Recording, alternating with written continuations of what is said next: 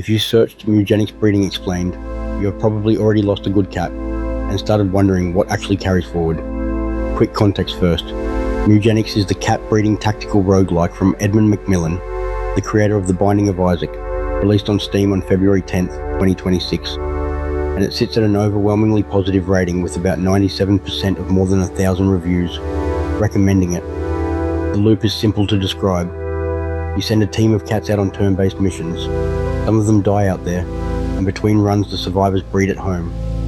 What the game doesn't put in plain sight is that the breeding half is the real progression system. Runs are the test. The nursery is the save file, and the inheritance rules are specific enough that knowing them changes what you breed tonight. Here are the rules the guides agree on. 2 adult cats in the same room will breed at the end of a day if their libido is high enough, and the room itself has to offer enough comfort and enough stimulation. The kitten inherits base stats only. Whatever bonuses a parent was carrying from items, buffs, or run modifiers are ignored completely. The nursery reads the raw number underneath. That single rule quietly reorders your priorities. A modest cat with clean base numbers is worth more to the bloodline than a superstar being carried by 3 trinkets, because the trinkets stay at the nursery door and the base stats walk through it. And when the 2 parents differ in a stat, the room decides the tiebreak.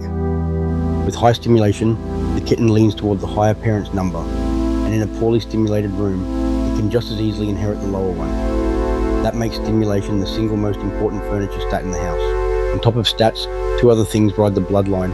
Mutations can appear or be passed down, and they're a trade, +2 to one stat, -1 to another. So a good mutation on the right class is worth protecting across generations. Disorders of the dark mirror. Heritable, usually negative, and permanent on the kitten that draws them. Which brings us to the shortcut everyone tries once. Breeding relatives does work, and it raises the odds of mutations appearing. The catch is that it raises the odds of disorders right alongside, so an inbred line tends to collect defects faster than it collects gifts. A worked example: a father with 7 power, a mother with 4. In a high stimulation room, the kitten trends towards 7. Same pair in a bare room, and the coin can land on 4. Same cats, different furniture, different bloodline. It also means a bad room can waste a great pairing. Before you breed the 2 best cats you own, it's worth spending the furniture budget first, because the genetics are only ever as generous as the walls around them. Now, the part most people get wrong, because it's the opposite of most roguelikes. Hoarding gear is a trap. If your whole team goes down on a mission, every cat on that run dies permanently. Everything they had equipped and stored is left behind, and the money and food you gathered goes with them. Even mid-fight, a downed cat that takes 3 more hits is gone for good.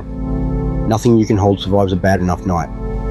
The only thing in Mewgenics that survives everything is the genetics you have already banked in the kittens back home. That's why experienced players treat items as fuel and treat the pedigree as the actual account balance. And why a wipe hurts for 10 minutes instead of 10 hours. If you want game systems explained from their store pages and the sentence after the famous one, subscribing is how the next video reaches you. Next time we put the headset back on for Batman Arkham Shadow, how long the story really runs, and what is actually waiting after.